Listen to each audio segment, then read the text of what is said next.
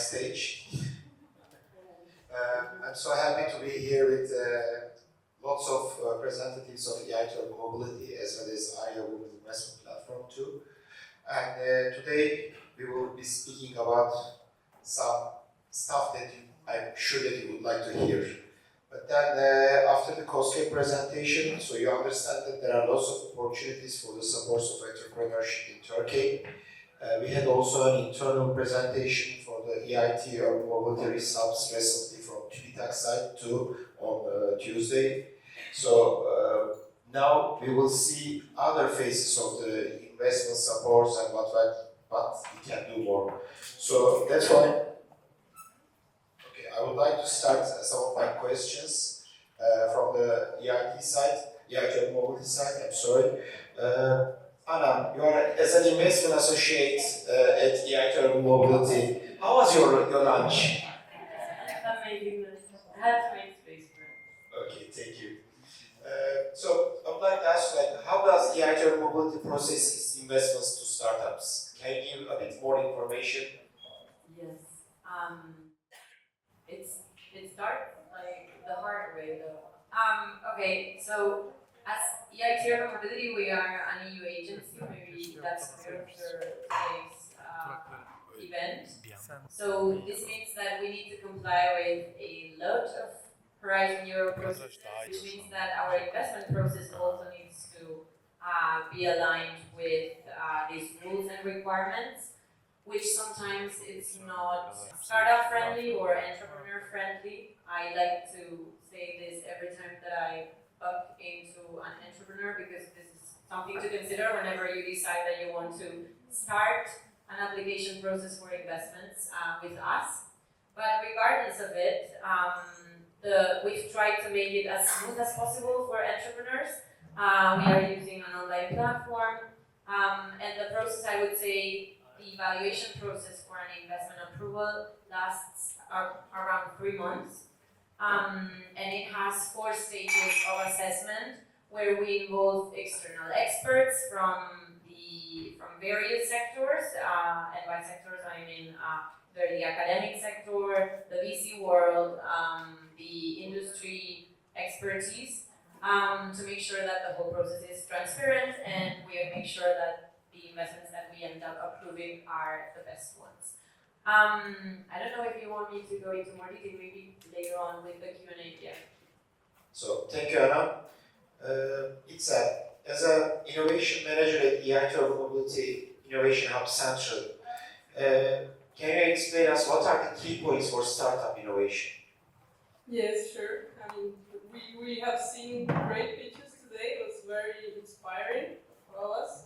And we can see that they did it really well. So we start from the challenges. So we are living in fast-growing cities everywhere in the world, facing very similar challenges within urban mobility, whether it's congestion, whether it's air pollution, and very niche challenges like vulnerable road users, like assisting blind people, for example, in using public transport, etc., etc. So what we do is we recommend to start really analyzing and understanding this challenge. I remember some trainings I had where like why, and get to the bottom of why. Always that's a good start. We at the Urban Mobility, we have talked to lots and lots of cities, all of the cities from our network, to really understand what are their challenges and ask them why. To start from there to make our calls as well. The second point we want to make strong at EIT is we want to bring innovations into the market. So for us also, not only having innovations just to innovate makes sense. They need to have a purpose, and that's why they need to solve a challenge, and they need to then be something that the citizens, the cities, and also the market need. So like they need to then be market ready.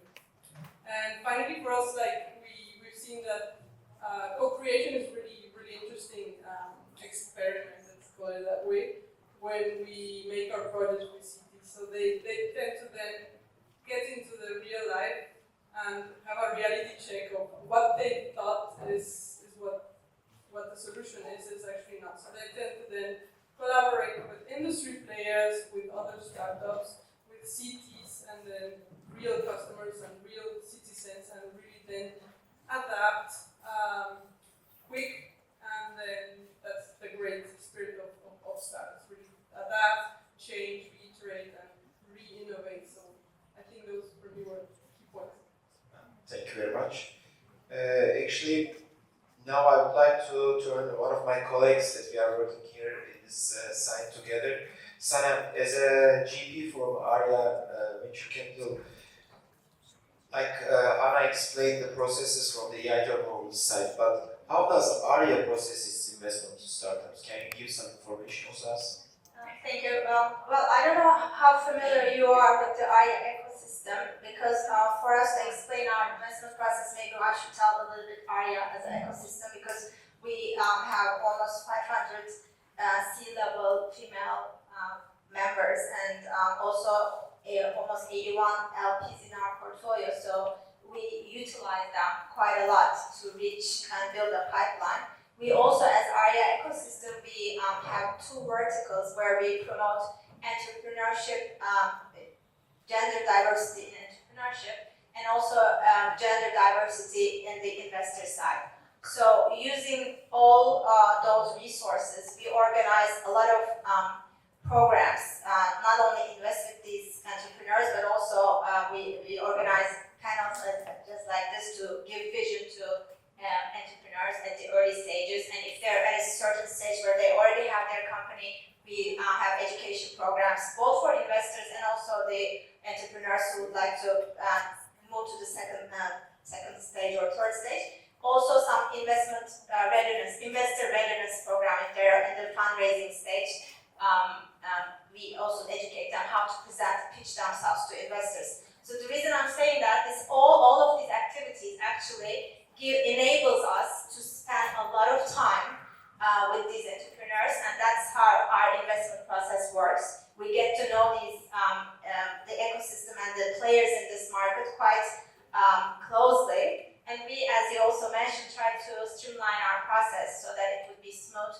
We have an online application process. You can just apply from there and fill out the criteria, main criteria, and then we have an analyst team who analyzes these opportunities, and if they're suitable for our VC fund, we evaluate that. If not, then we maybe direct them to our angel investment program, or else to the programs that so we basically try to capture them and cover them in all senses, and that's how our process works.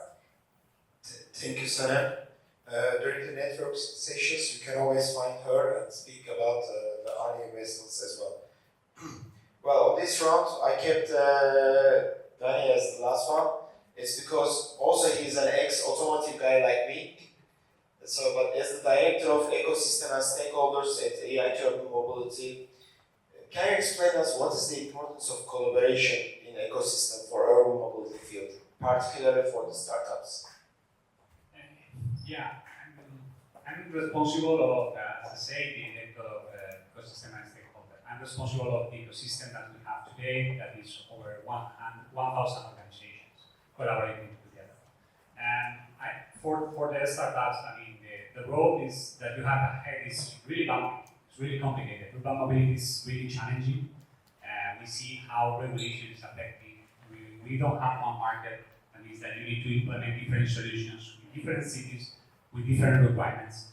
And then we are an organization that, thanks with our collaboration, with our ecosystem, we will work from the government level to the regional level, to the city level, universities. We work also with the industry.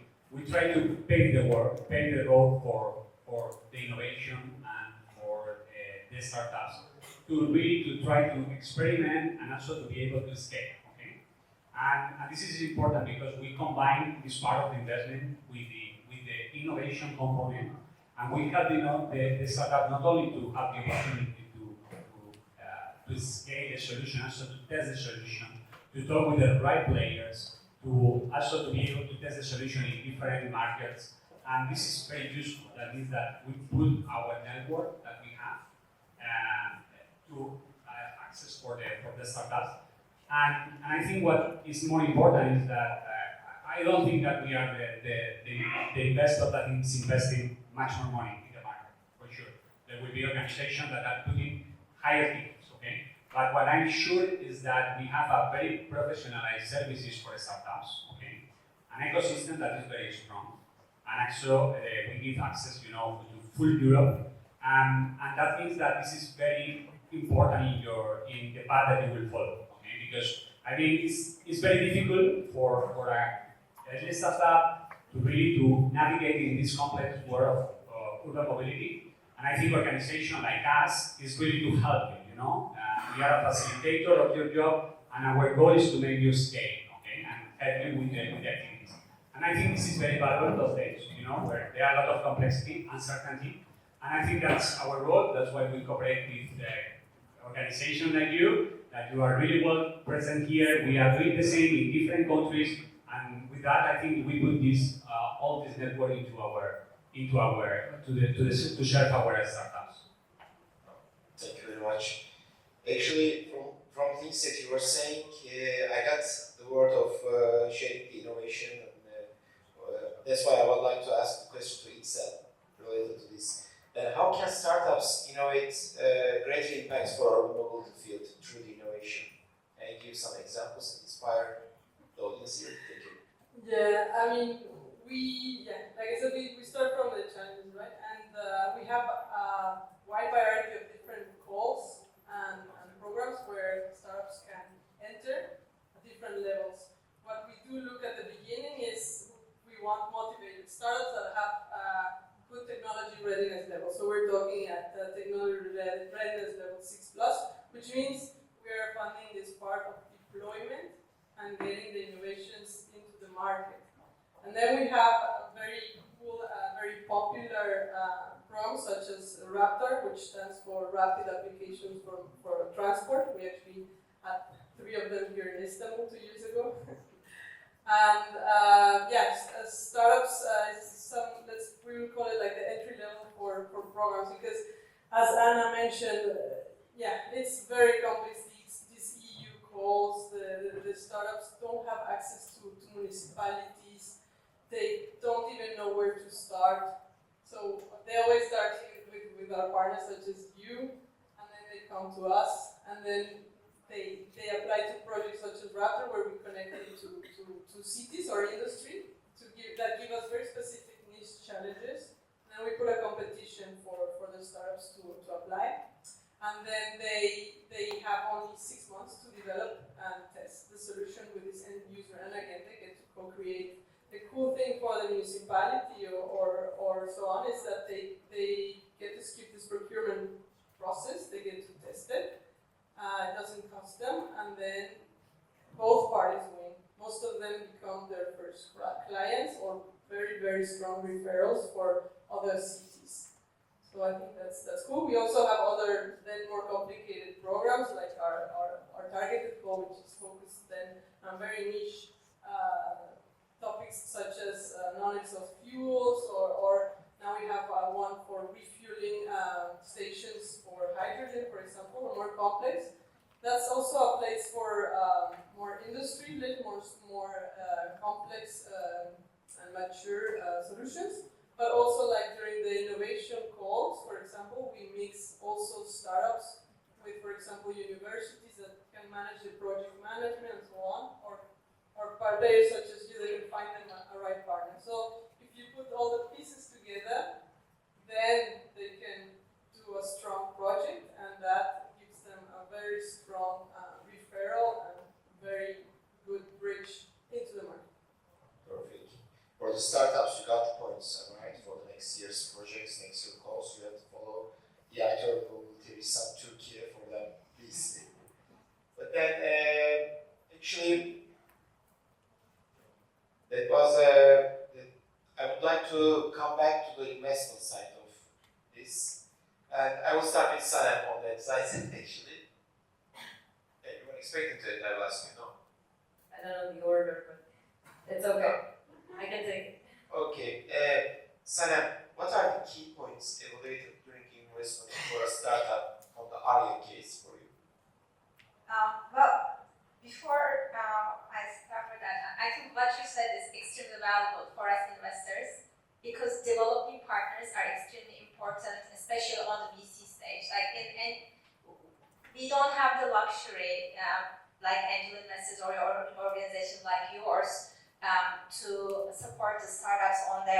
early stages, very early stages, or innovation stages.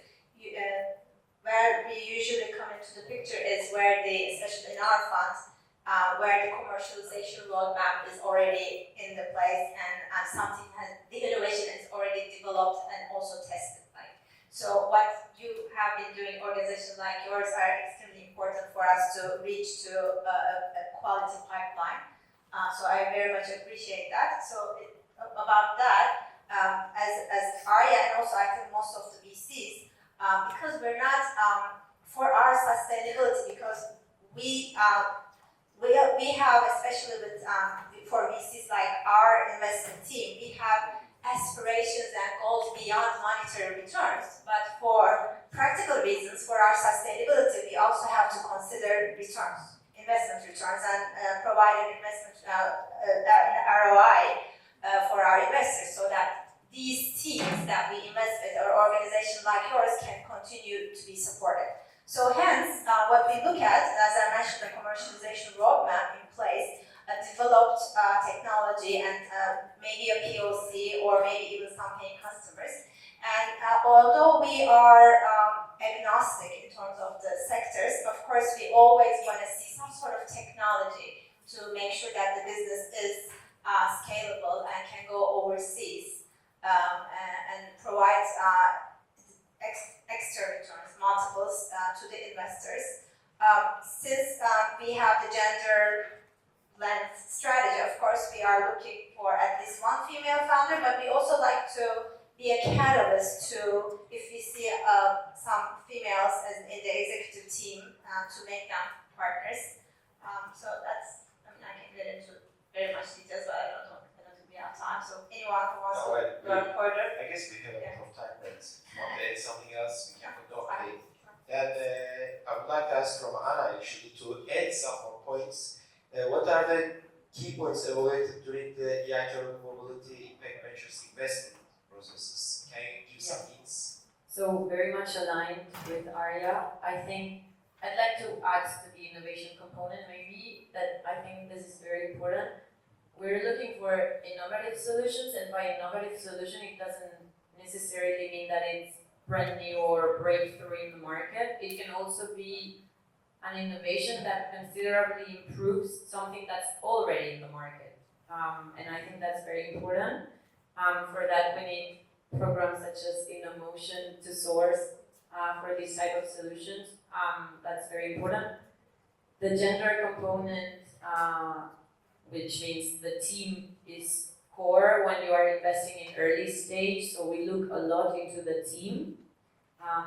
Not necessarily in terms of gender balance, but also in the skill set. It needs to be balanced as well. And in our case, and I won't be using the greenwashing word of impact investor, but I will be, because impact is one of the most important parts within EIT Urban Mobility. So whenever you approach us, I think first you need to make the effort to try to understand whether your solution is having any sort of impact, which not necessarily means environmental wise, but it also can be like social impact, impact in knowledge, so whether you are transferring knowledge to the society, to the community, and also obviously economical returns. Thank you. Well, actually, we were speaking a lot about startups so far. But EIT Urban Mobility is not only the startups. We have other partners here, even municipalities, universities, industry representatives. So then I would like to ask this question to you. How can the collaboration between those ecosystem partners be improved? I thought it was arcade. It's fine. Okay, let's put a bit of light in your question. We basically will work what we say the knowledge innovation triangle. Okay, that is basically the research with the industry and also with the component of the innovator. And I think this is very important. This is in the core that the EITs were created. And we are talking about close to 14 years when the EIT was created. It was an instrument to make this collaboration happen. We know that in Europe we invest a lot in research. Universities, industries, but we have a problem to commercialize solutions, okay, to bring these solutions into market. And our aim is to be the ones, closing the gap between the research and the market. And that means that it's very important that sometimes, especially on the startups, they have a good technological solution, but they need to test it, okay? And the universities are really good doing this job, okay? And they can support them on the testing phase, also on the piloting, and I think this is really important, and also the cooperation with the industry. Well, actually, I'd like to ask my favorite question. Actually, I really want to ask this question in public to Arya always. Why gender-based investments? And how does this approach create impact as like an innovation for the ecosystem? Well, I grew up in a family where my grandmother had to stay in all our finances. She was an accountant, rest in peace. And also, same thing with my mother as an engineer. We always had powers as females, but so to me, this question always is a bit disturbing because I never thought there was no, balance within the many ecosystems. So I came to that realization quite late in my years. So to me, it's obvious. However, since I know that people ask this question, I came up with some numbers.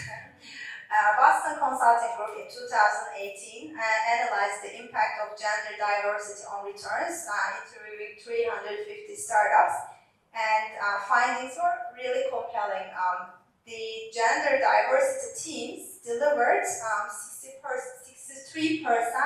higher return on investments, meaning like for every dollar the regular teams generated 31 cents and the gender equality teams delivered 76 cents. So the returns are over there. McKinsey Diversity Wins Report from 2020 also did some research on large and mid-sized companies, not just startups, but these also companies produce 25% more returns in terms of profitability. So, there is like many other research. Kofun Foundation, maybe you might be familiar with Kofun Foundation. They're very much known for promoting female entrepreneurship. They also did a study, and they also found that the gender diverse teams grew 50% faster than the. So, if you're interested, I can give you my specific resources. But in our country too, we every year attend Slush in Helsinki, and last year, our Turkish, as Turkey, our speech was titled "The Female Unicorn of the Global World." So, because in the last 10 years, we as a country had generated 6 unicorns, and 3 of them have very active female founders. So the numbers are out there. And what else is happening? Like, for example, if there's a diverse team, if they're, almost 50% of the consumers are female. So if there's a diversity, then the people will understand, the management will understand better the market needs. Also, in terms of talent acquisition and maintaining this talent and the loyalty, diverse teams have better understanding of their employees and more flexible. So they also have much loyalty. Especially in the early stages of companies, if you cannot provide perks of large organizations, this type of flexibility and loyalty is quite important.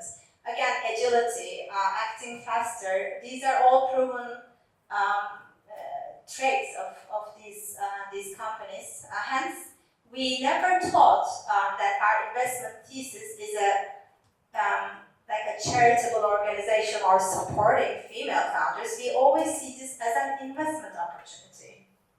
Actually, thank you very much. And by those numbers, now I can understand why in Farclabs we are so agile and so fast, as we have the majority of female teammates. And I feel lucky to be with them. Thank you very much, ladies. Thank you for recognizing. Well, investment from Arya side, investment from the EIT Urban Mobility side. So Anna, I will go to you now also.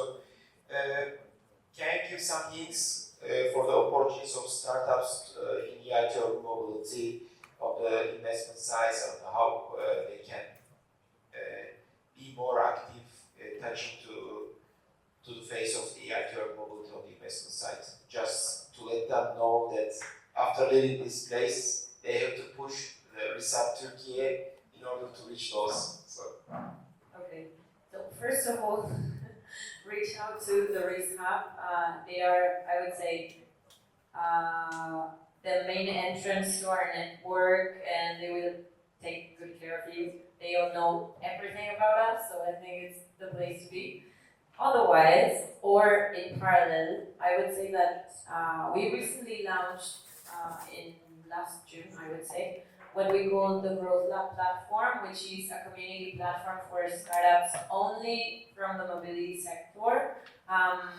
It has a freemium subscription and a premium subscription, but whatever you choose, I think it's good to be within it, because that's the one-stop shop for not only our opportunities, but we are also sharing like worldwide, or I would say, let's say, pan-European opportunities for startups from the mobility sector. You get to know the people that manages the platform directly, and they will help you surf the platform individually in case you want to see what's to get from there. So I would say this is the main thing, or the main place to be for you.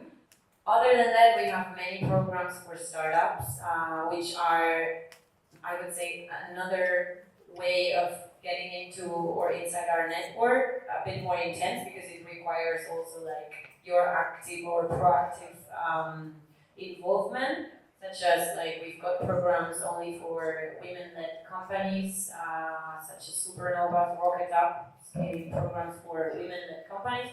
We've got accelerator programs, not only like Innomotion, but I know some of the people in the audience have been participating in our accelerator programs. Scale-up programs, investment readiness programs. So I think there are many ways of getting inside our network through innovation projects as well, which will also make you closer or understand better whether you are eligible for an investment or getting funding from EIT Urban Mobility. So maybe we can talk about them afterwards.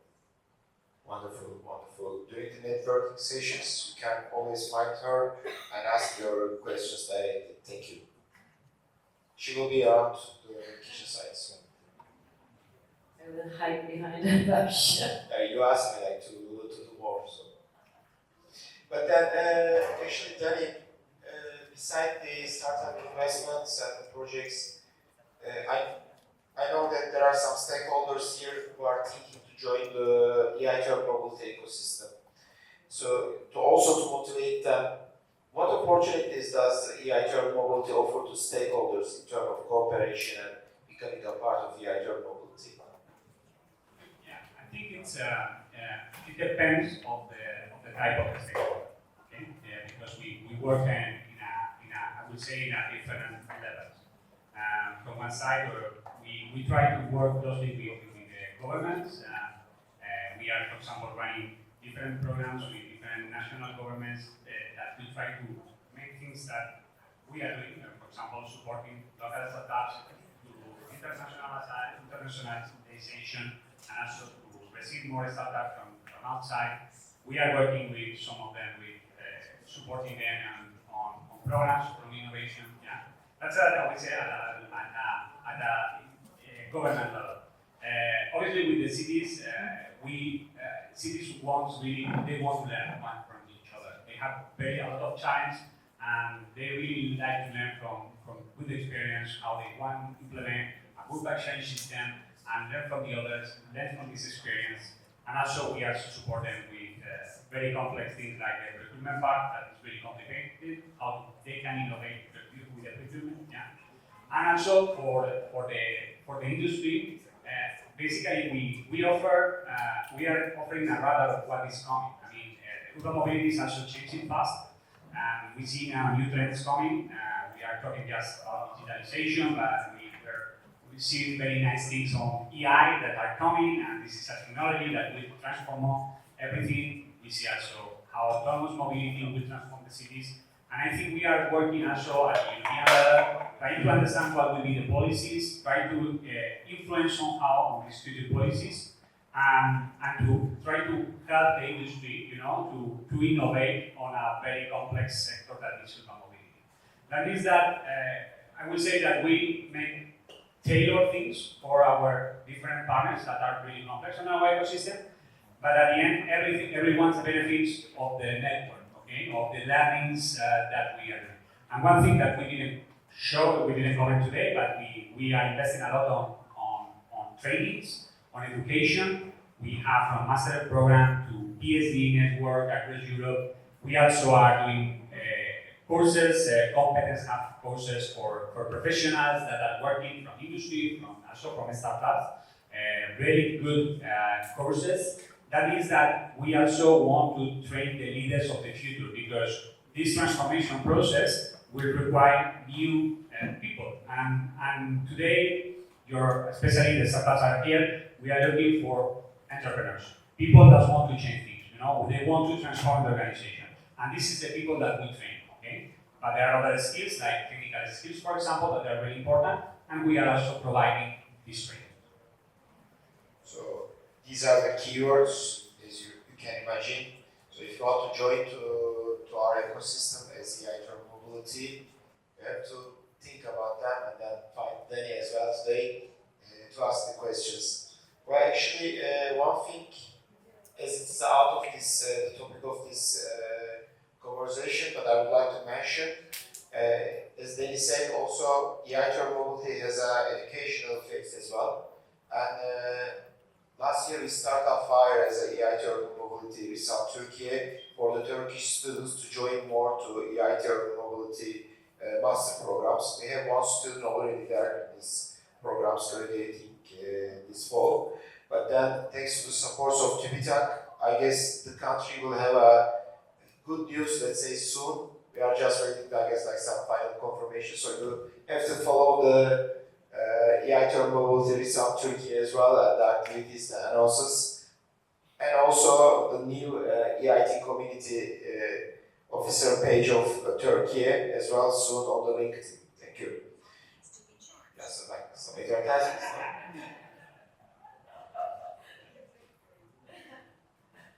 Well, actually, most of my questions ended, so you will get rid of me. But just before finalizing, I had one question, but I would like to divide it to two questions for each side. You mentioned Raptor program. So 3 years ago, as EIT Urban Mobility Turkey team, we had a Raptor program together with Istanbul Metropolitan Municipality with 3 startups for 3 different problems. It was very challenging for us. And the year after, it was Ankara Metropolitan Municipality, and this year we are doing a wonderful job with the Konya Metropolitan Municipality. And I would like to thank them as well to make the advertisement of EIT Urban Mobility among all municipalities in Turkey. And then, what can municipalities earn to become a part of this Raptor program for the next years? Because I heard that there are some other municipalities who would like to join for the next year's year. And then the second question is, how can the impacts of innovation be increased and exploited afterwards, not only for the municipalities but for all the stakeholders?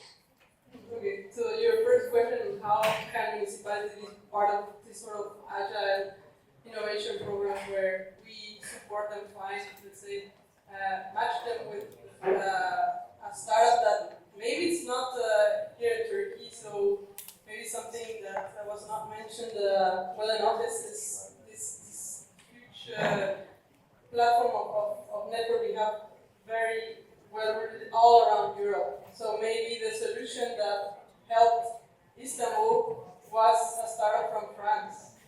And maybe the solution that helped France was a startup from Turkey. So this is lovely, and how we do it, we also have to talk to a lot of people. So as we talk to a lot of cities and we talk to a lot of startups, and we do is similar to you, we build a strong pipeline, because we need to know when, where. It's like an alchemy, who fits where, and try to nudge them, and then really support them in their application process.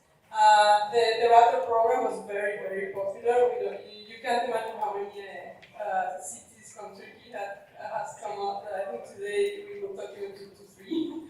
So it became so popular. Fortunately, we have other mechanisms similar, which is the market expansion call, where we can also try to find them since we have a very good network of SMEs all across Europe, we already know who fits well. We don't need to put a competition. So that's another way to engage with us. They tell us again what their real problems are, and we try to set up an appointment, make this first warm connection, because nobody can reach these people, right? So they need us to connect them, to make this first appointment, be with them, try to make the warm introduction and support them in that process of, let's see, this could be a way, and that they can test it. But like I said, really like the SME or startup of your life, of your love of your life, maybe it's not in your same country. I think we have studied, how important is the ecosystem for the investor. Okay? That means that the company that will invest in you in future rounds, depending on the company and how they are connected with other investors, it will depend on your success. This is very, very important. Okay? And that means that, as I said, our investment is not the biggest one, in the market. It's good. We are really supporting with all of our teams, but we are really, really well connected. So you Labs, you have a great connection.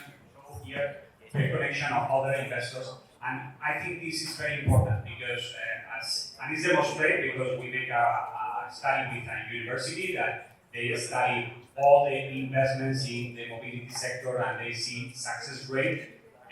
The investments that are made in a very, I would say, intensive ecosystem of innovators, that means that many relationships happening between investors, they have much more success.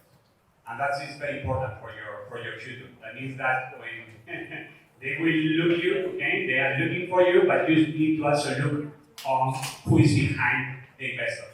Because money is good, but there's other things that you cannot put price, but it will give you much more value. Thank you. Please, anything you want to add? You mentioned that there are also representatives from companies and municipalities, and we were to address a lot to the startups, entrepreneurs here. I think at this point they already know that they have to partner up with these companies. But I also would like to add, maybe we always talk about supporting startups from private companies and municipalities or other entities, government entities. I think there, more than supporting, there is also a big opportunity for them to get to know some of these early stage companies, to reach some innovative ideas and services for a fraction of the price.